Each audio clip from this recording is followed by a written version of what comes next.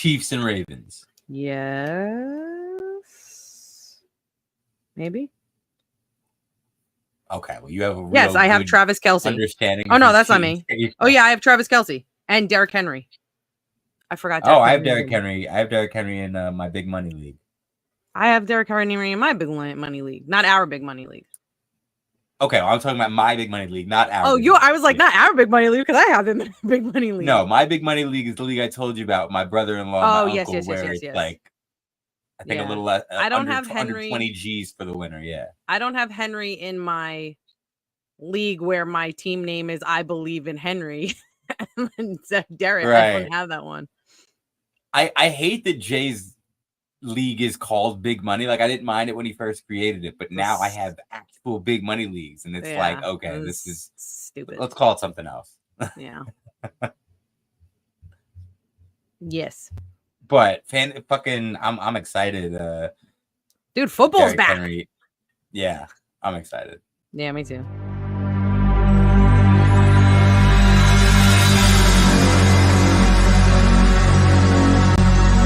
Ladies and gentlemen, the show is about to start in 10, 9, 8, 7, 6, 5, 4, 3, 2, 1.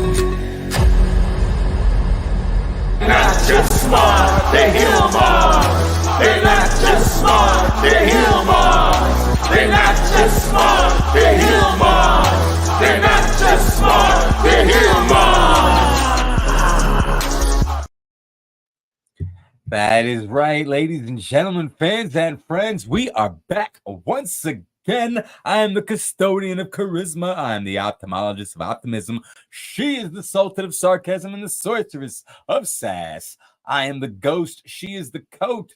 I am Brady. She is Danielle. We are the best friends in all the land. We are the Heel Marks, and this is, of course, Mark of Honor, everybody's favorite Ring of Honor post show, brought to you by bodyslam.net. Don't forget to support the pod. Go make some donations at slamchats.com. Also, don't forget to like, subscribe, follow everywhere, everyone at the bodyslam.net network. Also, we are at the Heel Marks everywhere. Give us that follow if you don't already, but we already know you do.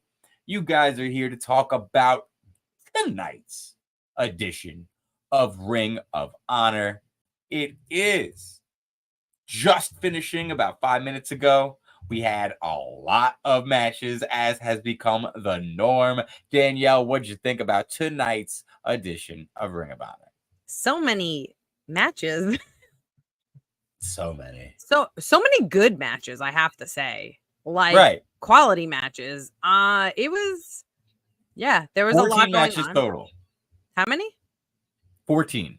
14. That's a lot of matches. So. Right. And like, it's easily the most matches you'll find in a wrestling product for 2 hours. And we're talking anything. If you go to a 2-hour indie show, you're probably not getting 14 matches. You might get 14 matches at an indie show, probably not.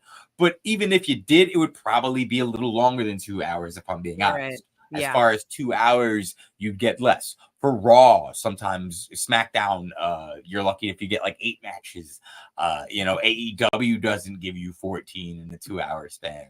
I don't mind having minimal matches if the backstage segments or ring talking in the ring or segments or anything like that progress a storyline. I don't mind that if there's only 8 matches, as long as it's progressing something. If you're just having 14 matches not going anywhere, which even though these were good matches, they didn't go anywhere. There were like 2 that went somewhere or are going somewhere. And like a lot, don't get me wrong, a lot of the people that were involved in some of these matches that you are describing are ROH regulars and do have some semblance of a story, or at the very least a continuation in order, and we'll get into them. Like, I do think not necessarily a lot of stories got advanced, but a lot of pieces got moved. Okay, for example, we can talk about an act that you and I are favorites of, and also somebody that last week you asked for. You've missed him. We haven't gotten big Shotty Lee Johnson in a while. Yeah. He returned. He got a victory over Nick Camarado with Jacoby Watts. Unfortunately, as I mentioned last week, Nick Camarado did reveal on social media, these matches were taped a while ago, that he is injured. So I don't know if we see the continuation of the story next week, or if, unfortunately, you know, they have to pivot. But we did see Shotty Lee Johnson win over Nick Camarado. Now, here's where they kind of had me flip-flop here a little bit, where I really liked what happened. Then I was kind of like, meh. And then it's just kind of one of those where I'm still putting it in my positives because it is an advancing story. I loved that Shotty Lee won over Nick Camarado, and Nick Camarado immediately attacked Shotty Lee. I love that been too. quietly building to that, right? Right. Yeah, I was very excited about that, because this is the stuff too that we were missing in ROH, where there would be something where someone attacked somebody after a match and then someone else came out or something like this happened. They don't do that often in ROH, and they're starting to do that, which I really like. And not just that, but with Nick Camarado in particular, Jacoby Watts, ever since their alliance, Jacoby's kind of been trying to get through to Nick Camarado, and we've doubted Jacoby's, you know, intentions or whatever. But Nick Camarado's we've never really seen him cheating. We've never really seen him doing any heel antics. And if anything, it's been costing him. He always loses, and Jacoby's kind of just giving him an earful every time. This is finally an advancement. Yes, Nick Camarado lost again, but he was tired of it. He was sick of it, and he said, fuck it. And he beat Shotty Lee up, and Jacoby was so happy and immediately got into it, and then was like, yeah, let's do it together. Now, here's where I wish they just ended it. Because for me, that storyline progression, we're getting Shotty Lee gets a welcome back victory. Nick Camarado finally kind of embraces the book of he, and he is Jacoby Watts, of course. Nick Camarado finally turns that page for himself. Him and Jacoby seem more aligned than ever. We've got ourselves that heel tandem, and we can see what happens next, because Shotty Lee just got his ass whooped. And they could build to it. You know, maybe next week we would have a match, Jacoby versus Shotty Lee. Similar thing happens, and then they could do what they did tonight. Right. So I wish they would just not be in a rush. You know, same as what we were talking about a few weeks ago with the Dark Order, Undisputed Kingdom aligning to end a show. We're like, oh shit, what's this going to be next week? Results in a tag team match. They lose. We've never seen them or heard from them again. So it's like, you know, it's like you're not doing a service. So I think this would have been great had it just ended with the beatdown, heels in the ring, hands up. Yeah, I agree too. I don't think we needed the judge to come out. I mean, I like that he came out, but I agree with you where like heels should have been on top to form a storyline, because we've been following them for so long. I understand they're trying to push the judge, but like we've been building for these two. And I don't think it was just almost overbooked, because yeah, you could have done that. Right. Everyone benefited here, and then we don't see the judge this week. We would have gotten him next week, and you know what I mean. But instead, they rush into it, and we get the judge paired up with Shotty Lee tonight. Him coming to the aid of his friend because he was getting brutally attacked. Or if they wanted to do it where they were quote unquote rushing it this episode, they could have done it in the backstage segment when Shotty Lee was talking, when he was talking, and then he was like, I have a friend, I have the judge, you know, and then he came, you know, a friend, a judge, and then he came out, and that could have been the reveal that he's going to help him instead of him running out. They could have done it that way. I feel like you said, I think they should have had Nick and Jacoby coming out on top. They could have had Shotty Lee get interviewed after the match and attack like they did tonight. But instead of it essentially, you know, talking about him and Judge and why they're together and yada, yada, it could have been a Shotty. We saw you get a big win, but we also saw you get attacked. And he'd be like, yeah, you know, but luckily I've got some friends or something. Exactly as you said. Like they could have led to it and given us something where we're like, I love when stories leave us with questions, you know? Yeah. We got no questions here. Leaving us breadcrumbs. Right, leaving us breadcrumbs, him being like, I got someone, don't worry, I have someone who has my back. And then go into next week. To the end. They skip straight to the end. And yes, maybe this sets up a tag team match with Shadi Lee and Judge versus Nick Hamart and Jacoby Watts. Once again, not sure if Nick makes it to that match because he's hurt now. But maybe that's where they go. But it could be this was just a way of setting up Shadi Lee and Judge to be together now as a team, which is fine. But once again, I just think there was an easier way to do it. We would have gotten everyone more invested. Yeah. Take a little bit more time. You know, it's like Roman Reigns used to always preach. It's like, you guys want everything at once. I'm going to make you wait. I want to wait. Don't give it to me all at once. Right. ROH has a problem with finishing their story too quickly. They're making it a novella instead of a novel. Like, you can draw it out a little bit. It's okay. They're giving us comic strips. Yeah, they're giving us comic strips that I open on like the Bazooka Wrapper. Like, calm down. Exactly. Yeah. However, I do love what we got from the new family in Ring of Honor, Anthony Henry and his second cousin through marriage, Beef. I was so high on this when we first got introduced to Beef as Anthony Henry's cousin, because I love family pairings in wrestling. Like, when done right, it can be so much fun. And I also love it when someone like Anthony Henry, where we've never really seen him get a gimmick where he has to showcase different personalities and different emotions. And with someone like Beef that just screams personality, screams charisma, screams emotions, and screams literally.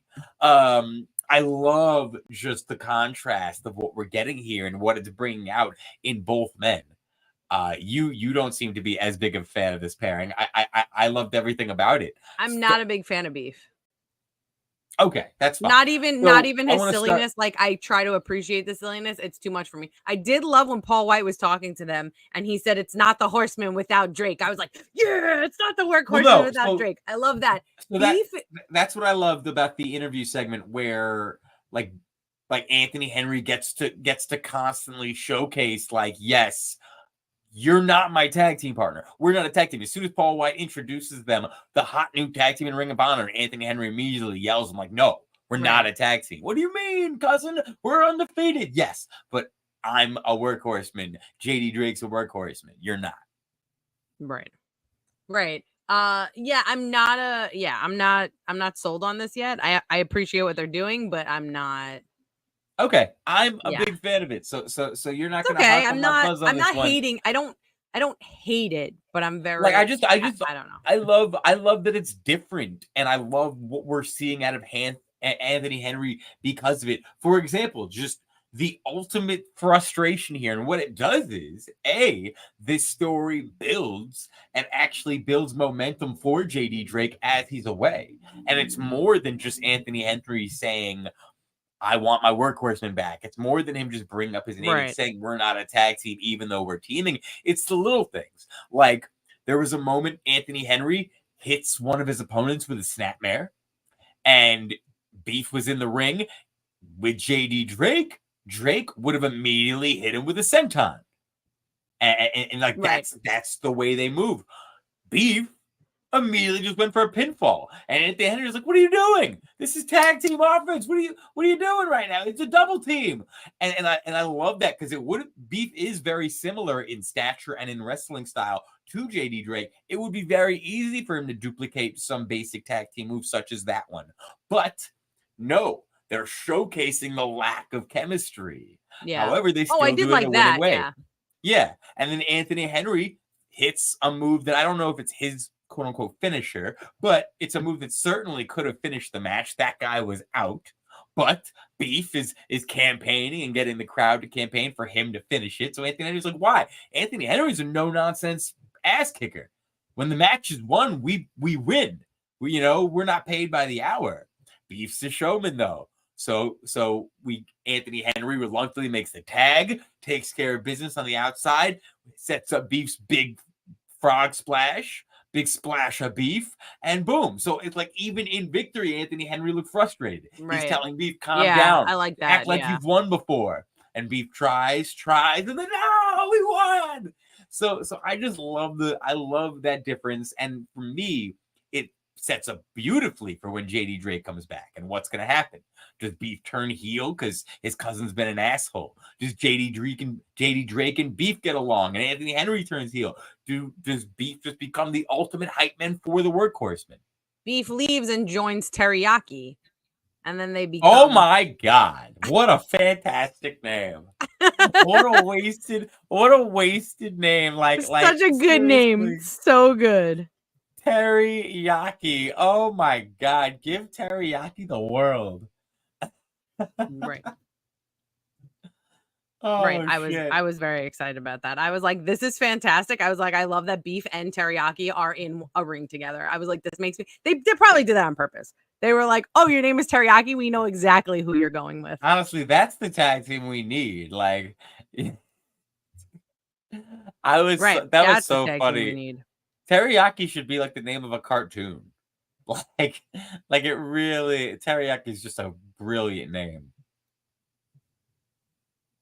Yeah, I popped so loud for Teriyaki. Yeah, I popped really loud. I was like, this is fantastic. I was like, what's his name? As I'm what? typing in, I'm like, Teriyaki. I'm like, Teriyaki. Teriyaki. What a fantastic name. Right. Oh, God. But yeah, like I said, I enjoy the story progression here. Rocky Romero opened the show defeating Aaron Solo. Only story progression here is really just Aaron Solo developing his character, continuing to get reps. There's really nothing more you can say because with Rocky Romero, I don't get the feeling we're gonna see him in Ring of Honor like regularly.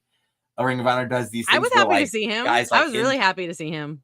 Right, but it comes across almost like a special appearance, you know? Yeah. Like the live crowd is just happy to see him. We're all like, oh man, Rocky gets a match. But it's like, you know, I just don't get the feeling we're going to see him often. But it was fun to see him. And Aaron Solo, like I said, I'm just a big fan of him. I wish we could get Aaron Solo some wins. Oh, Aaron yeah, I know, right? He's so good. He's so good. Aaron Solo would be wise to be paired with a stable or a group or even just one person to form a tag team at this point, I'm afraid. You think you don't want them to form a tag team, or you do? No, I think that's the best way to utilize him now. If they don't have something ready to like really attach him to, or at the very least start giving him some mic time to let him generate some heat before he loses these matches, then the best way to showcase him would be to set him up with a team or a stable. Join him with somebody. I think the problem with ROH too is like, I think we know because we watch a lot of wrestling, but then sometimes we don't. You don't know who's a heel and who's not a heel sometimes when they come out. And sometimes they're both heels. Sometimes they're both face. Sometimes, you know, sometimes you're like, oh no, they're definitely heels. Like obviously Iron Savage, they're now definitely heels because they come out, they taunt the crowd, blah, blah, blah. But sometimes you don't know who's the heel in this situation because they haven't established you talking. Like, I don't even remember last time we heard Aaron Solo talk. Well, no, Aaron Solo does do a good job of always making himself the heel with his sarcastic handshakes and everything. Right, there's that, but I'm saying like, but with with a lot of people, I do understand. I think it fits completely what you're saying, where a lot of people you don't necessarily know, and random mic time for somebody that's unknown would help set them apart and give the fans a reason to boo and cheer. Would set them apart, right? And for quote unquote the casual fan, it would help too, because a lot of times casual fans don't understand the wrestling psychology in the ring. Like when we watch it, we're like, oh, he just did a heel thing. Some of them are just like, they're just doing it because people love to root for heels, hence, you know, heel marks. Like we love rooting for heels, you know, that's a thing. But like when you don't have it established like vocally for them, it's hard to have that translate in the ring if you aren't that familiar with watching wrestling like that. You can't just watch and be like, oh, he's definitely the heel in this because he did XYZ. You and I can do that. And there's multiple people that can do that. But for other fans that come in and they're watching this and they're not familiar with this character, it's hard for them to differentiate. Right. You did mention the Iron Savages. We saw them on the losing end of tag team action this week against a significantly smaller team in the Spanish Announce Project, Serpentico and Angelico, starting to get some momentum in Ring of Honor. We saw Serpentico not too long ago turn finally end his feud and get his mask back. Angelico got a win, turned that into a title shot. Now these guys have a tag team victory. I don't mind if ROH actually wants to use these guys and make them competitive. My complaints about them has always been the fact that like they did next to nothing with them. Right. We're like, you know, but Angelico has been one of my most underrated, underutilized wrestlers for a long time, like since AEW started. Yeah, I know. Like I remember he you're was still big on teaming him. with Jack Evans, and I was excited to see them. Yeah. And then like that went nowhere. And then Angelico was such a fan favorite in Lucha Underground, really got to break out. AEW's not done shit with him. I miss Lucha and Underground. Serpentico. Yeah, me too. It was so good. So I have no problem with these guys getting a tag team victory, and I do like the fact that it was submission based because, as I mentioned, there's a big size advantage here. Getting a pinfall does seem rather dubious to your heel heavyweights. So I'm glad that the Spanish Announce Project was able to pull out a submission here and kind of show people there's other ways of them being, you know. Yeah, it doesn't have to be all high flyer action. I do also I like the versatility. Yeah, I like the versatility as well. I do like that the Iron Savages are getting a little bit better with their smack talk. Like, it's not super silly. It's still funny stuff. Like the whole you blow on ice cream to cool it off. I pop for that very hard. Yeah. And then the announce team, when he said, I don't have my passport and I'm not going. You can't make me, when they're talking about Titty City. I almost said Titty Town again. I know. I went Titty. Which one is it? City. Yeah, so I thought that was funny. So I think they're getting much better as being healed. Though I love them so damn much. Right. Like Bulk Bronson. I love Bulk Bronson. I don't think the heel turn was necessary. There was really no reason for it. I think they were over his faces and not enough. Actually, no good came from it. There's really no difference. They're still losing matches, except now they are getting the crowd to hate them. They talk shit to the crowd, yeah. Talking about low T. That's pretty much it. Yeah, it's not. Yeah, I think they were better as faces. Me too. 100%. And luckily, in the landscape of Ring of Honor, they could turn them faces again in a week or two. I don't think they will, but they could, and I kind of hope they do. Yep. We got to see Rachel Ellering back to her winning ways. She defeated Gigi Ray this week. I like Gigi Ray. I like Gigi Ray too. I thought she was very good. She surprised me. I'm not familiar with her.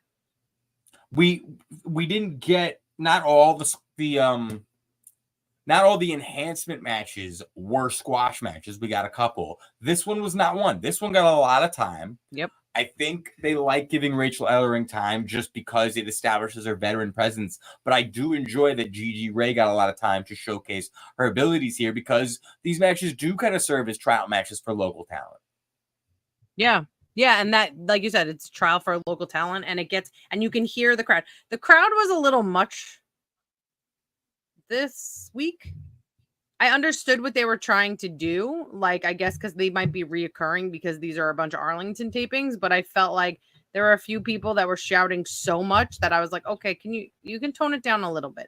I'm happy you're screaming. Like I told you, it's an indie show. It was very indie show. Yeah, it was a little much. I mean, there are pros and cons to ROH essentially being a very indie-rific televised broadcast, and when you get a custom ROH crowd, you're going to get that a little bit.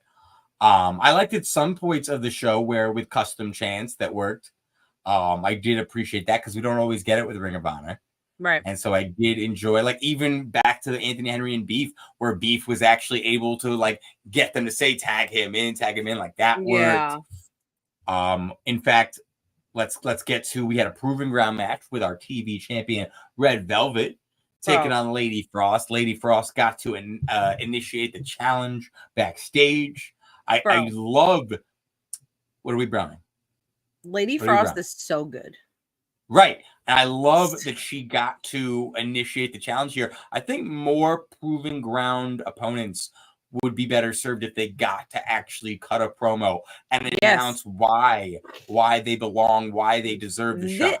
This was a perfect one, too, for her to say. She was like, I need a proving ground match because my last match was too easy. She's like, I need a challenge, and I'm going to prove to you. What a great promo, and what a great way to set up for a proving ground match.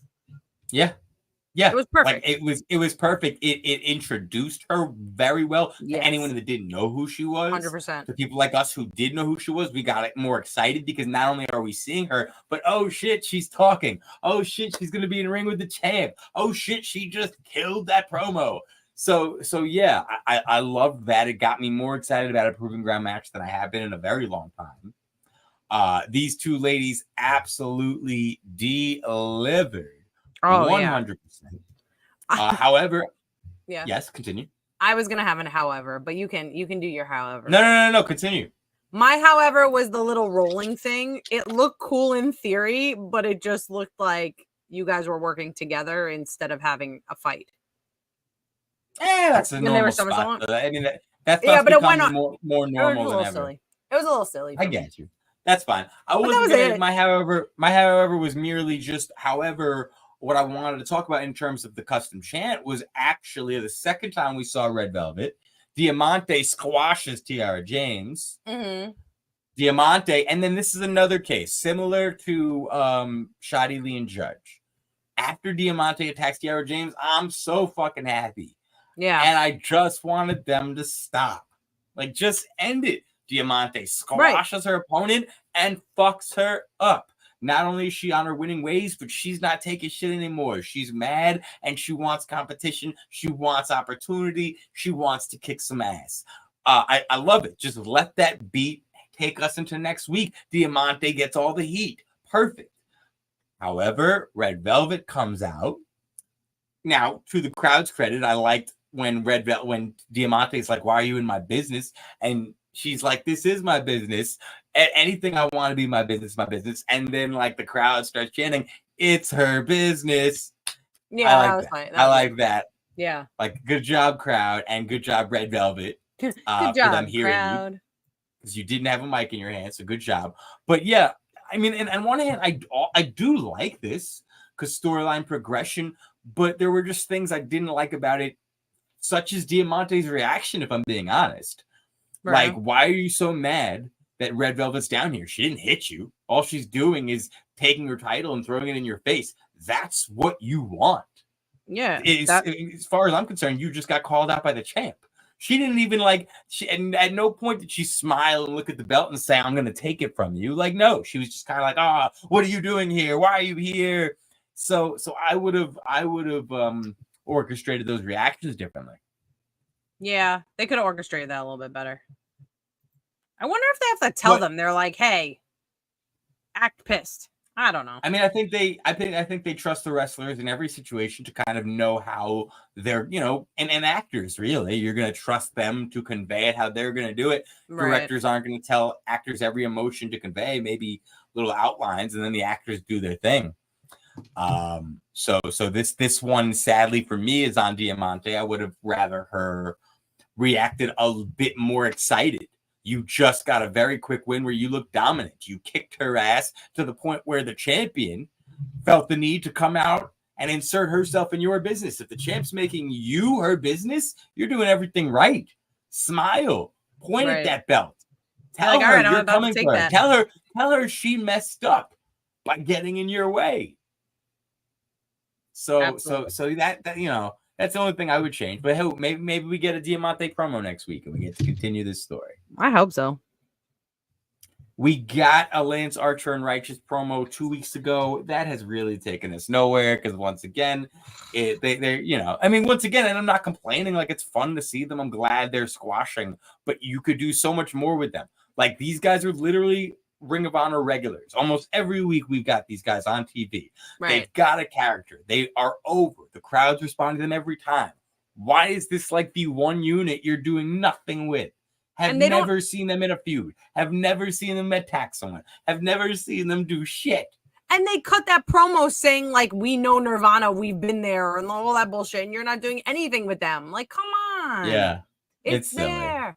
I will say, I love Lights Camera Faction, and I love their names, and I love everything about them. I love them. Yes. I was very happy to see them. I was very upset when I saw them in the ring when Lance Archer came out. I was like, oh, man.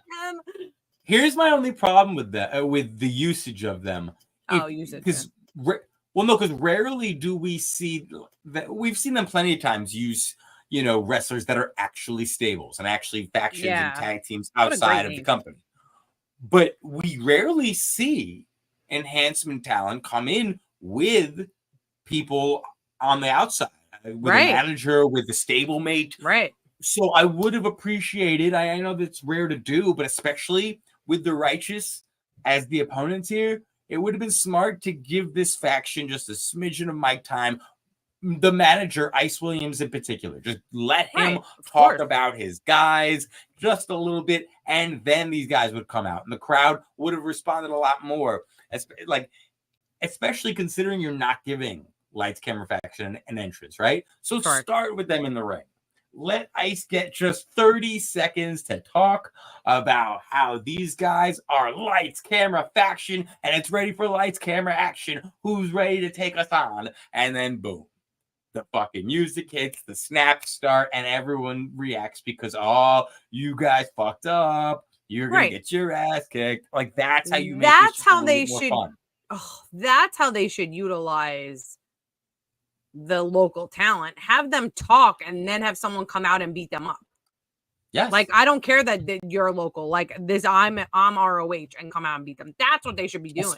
Especially with people like Lance Archer and the Righteous, where the highlight, because once again, they're not putting him in the ring with people that they could have a feud with ROH regulars, they're not telling them stories or anything. It's just matches like this where their showcase is their destruction, their devastation. So if that's happening, if that's the draw, then make them a surprise. Make it like back in the day when, a heel Miz would be mouthing off and he's like, who's going to take me on? And then, well, and you're like, uh-oh, the big show's coming. You're fucked. 100%. Like, it could be a throwback to that. Treat these guys like the monsters you're portraying them as. Right. I don't know. They feel so miserably. Makes me so upset. Speaking of monsters, though, Abaddon portrayed as the monster that Abaddon is, making quick work of Rache Chanel, as she should. Once again, she is the implied, as she was just described tonight, the implied number one contender, number one challenger for Athena's championship. So she should not be having competitive matches. It should just be showcasing her destruction, her devastation, her domination. Suffocation, no breathing. Sorry. You got my arm bleeding. Wow, you actually joined in my singing. Well, no, that one, that's because you normally finish. You normally don't leave me off where it just has to get finished. You normally will finish it and then be done. This time you kind of set me up with that one, so I had to go in. Well, sometimes you make me feel bad that I'm singing. Because once again, there's no follow-up to the singing. You sing and then act like you just spoke, and I'm supposed to follow up to you. Like I'm supposed to respond. That's 100% what I do. Come with a little backup bass. I mean, okay. Speaking of backup, Griff Garrison is back up on the winning side of things, with Maria by his side, getting a surprise win over Cool Hand Ange. You thought that was surprising? I 100% thought Cool Hand Ange was going to win. Oh, no, I knew he was losing. Why did you think that? Because he's... Cool Hand Ange is just presented as like, I don't know, like a bigger every star. Other fucking wrestler? Oh. No. Like I like bigger star. Cool Hand Ange looks like 14 other wrestlers. Like they all come out with the slick back hair, with the long tights pants, with the leather jacket. They all look the same. Like literally, like if you didn't put Cool Hand Ange, I could because I know his face, but other than that, he looks like everybody else. He looks like a greaser. Yeah, like 14 other wrestlers that look like greasers. He looks like the Motor City Machine Guns. Oh, are you okay? My dog just The thing I liked in particular about this, similar to Nick Comoroto attacking Shotty Lee and us finally seeing him embracing the ways of Jacoby Watts, it seemed like the main reason Maria's boys have not really been winning is because the truth is, like, while they're never opposed to cheating and they're certainly not, like good guys, they don't take advantage as much as she tries to get them to. So here we finally see him learning from her. Right. She's trying to impart these heel ways. Maria has been a very successful manager in the past. So I like to see advancement that Griff Garrison is willing to take on her tutelage, take on her lessons, and take on that boot to the face. Boot to the face. I like Griff Garrison. Yeah, and it's so crazy, like, you see where his tag team partner is today, Alexis King, as a very top-tier star in NXT. And Griff Garrison has somehow gotten further down the ladder than when they were together as the Varsity Blondes. Right, it's so weird. Yeah.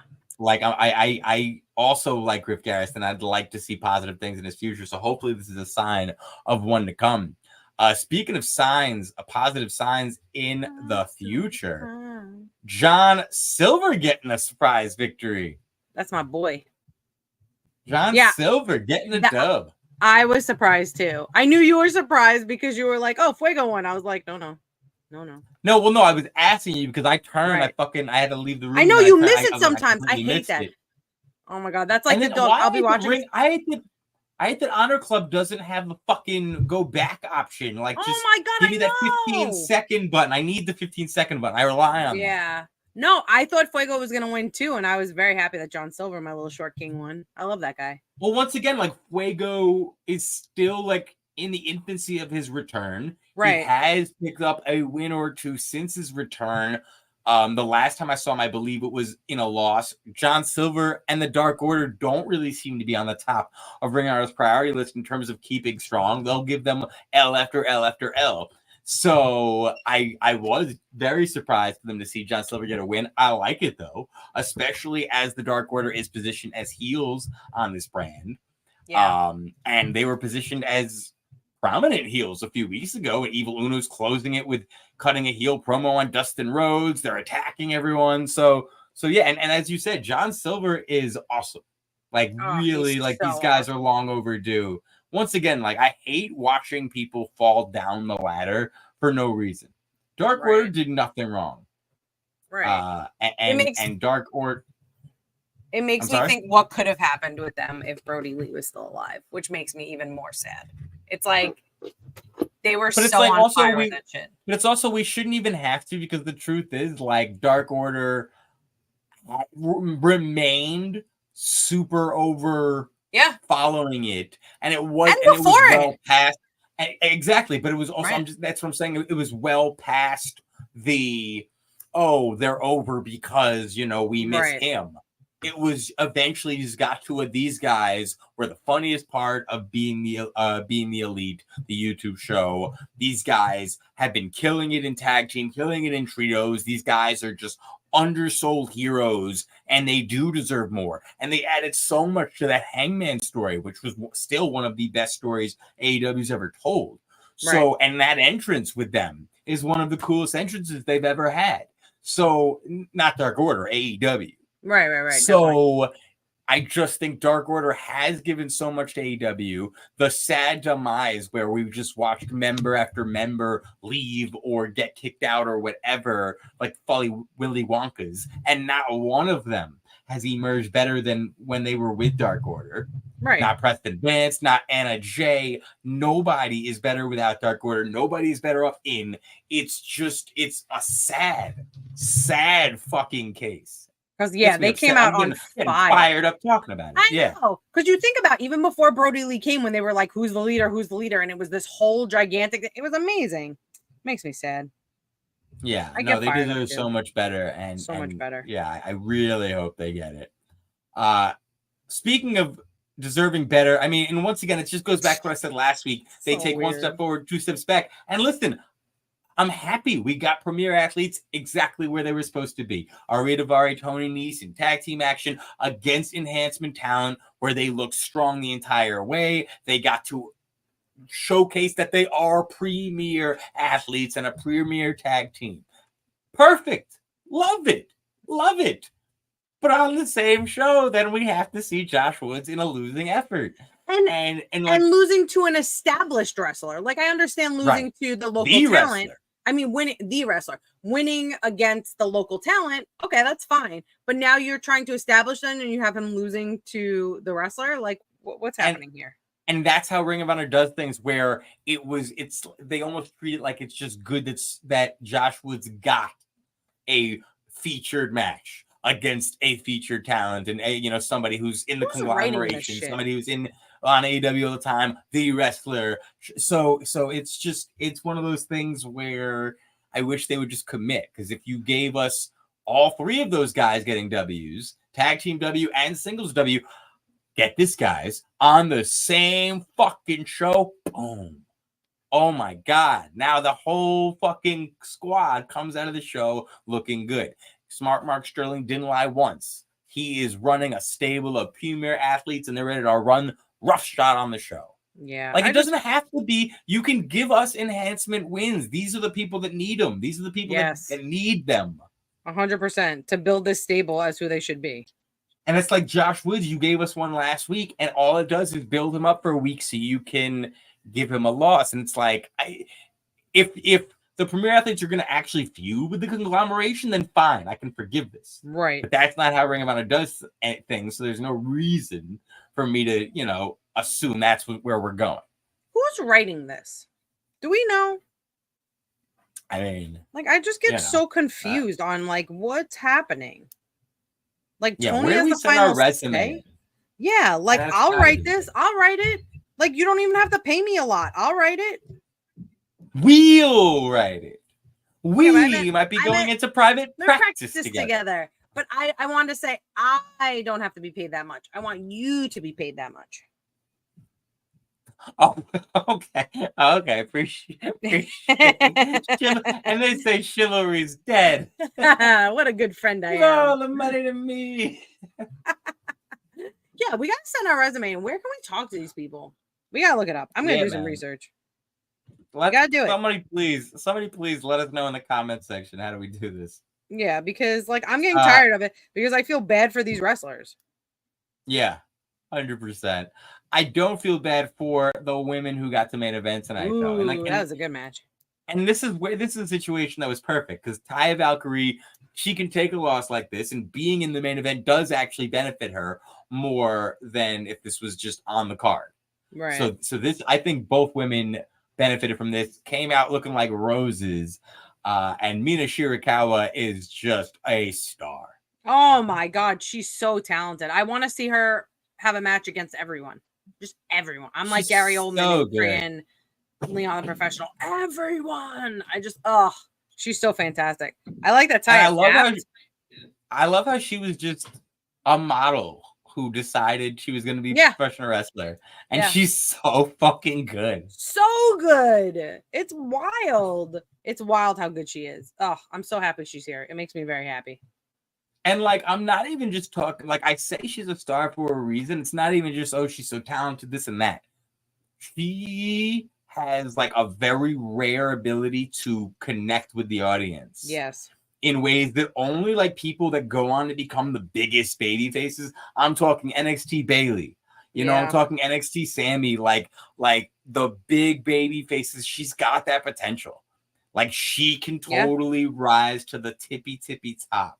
Oh, 100%. 100%. And I hope she does, because she's so fantastic. Yeah. So I'm happy to see her in Ring of Honor while we've got her. Would love it if they decided to throw her against Athena for the title for a spell. That would be fantastic. I think she's going to take the title. I mean, I don't think she's going to stick around in Ring of Honor, to be honest. I think they've got plans for an AEW. Oh man, they're gonna follow up on her with Mariah, with Tony and Mariah. Yeah. Exactly, they're gonna do something with that. Yeah. There was a reason they showed her in the audience for the title match.